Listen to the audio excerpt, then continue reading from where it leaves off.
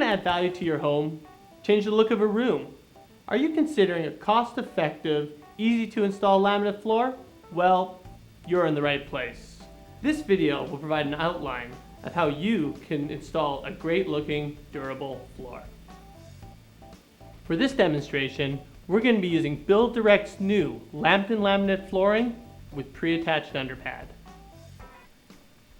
One of the great features of this product is that it comes with the underpad already attached to the back side of the board. This provides cushion and a sound barrier.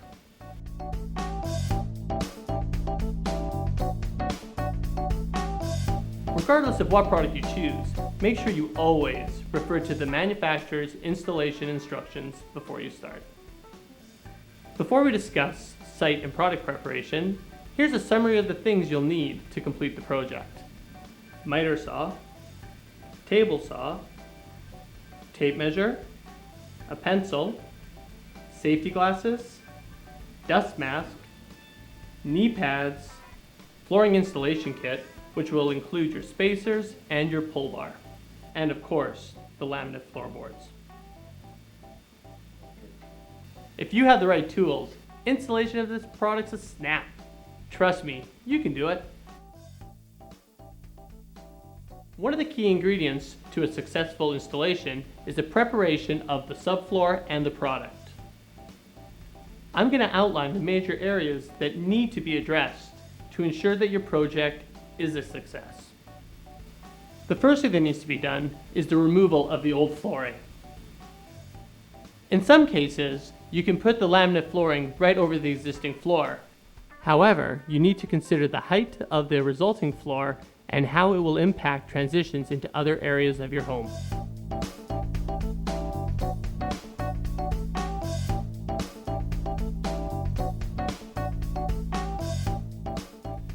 We also need to ensure that the subfloor is level. If it isn't, the high and low spots of the subfloor will add unnecessary stress to the floorboards and cause potential damage.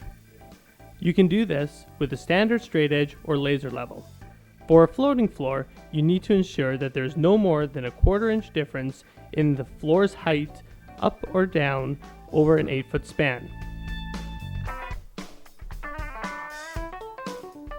If the floor needs leveling, you can apply a self-leveling thin-set mortar, which can be found at most home improvement stores. Typically, there are two types of subfloors, wood and concrete, as we have here. When working with a concrete subfloor, it's important to protect against moisture by using a moisture barrier.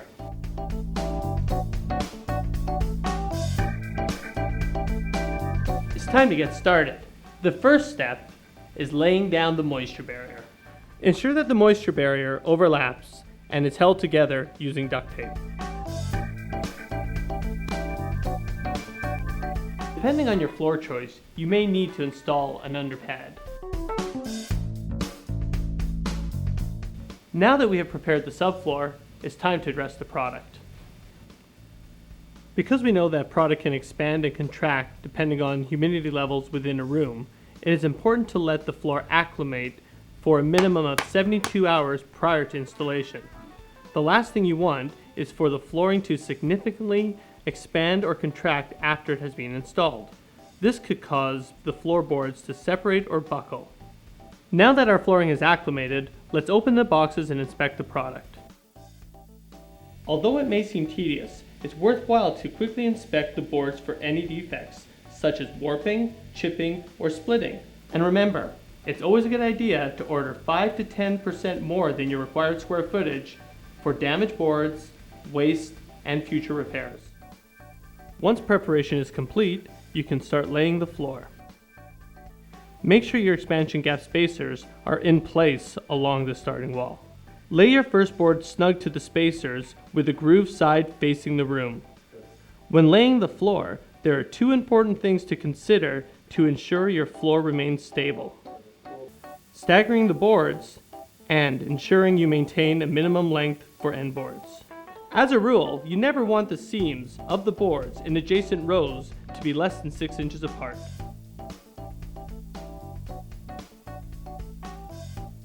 Taking these factors into consideration, You can now continue with your installation.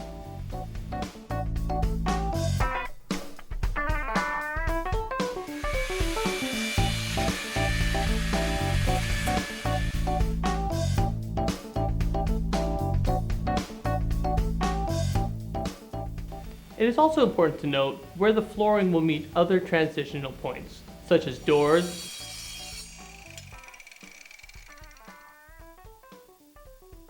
and stairways.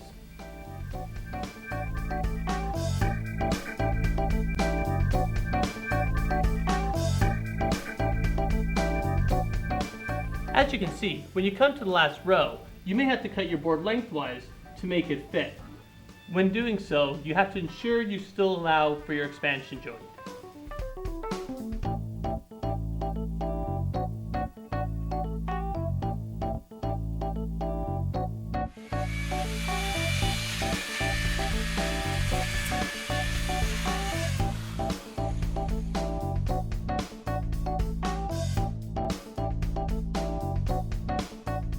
Now that you've done the bulk of the work, you can finally get a sense of how your new floor looks and feels. All we have left to do now is add our molding pieces, our transitions, our baseboards, and stair noses.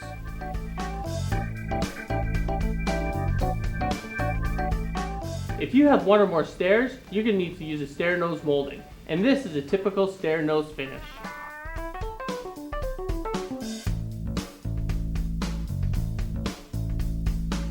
Or, where you transition from your new laminate surface to another flooring surface, you will need a transition piece. In this case, we'll be using a reducer, because the height of the new laminate floor is higher than that of the carpet in the hallway. For this, take your selected transition and cut it to the necessary length. Molding should never be adhered to the laminate floor, as this floor still needs to expand and contract. This also applies to the baseboard, where we nail it to the wall, not to the floor.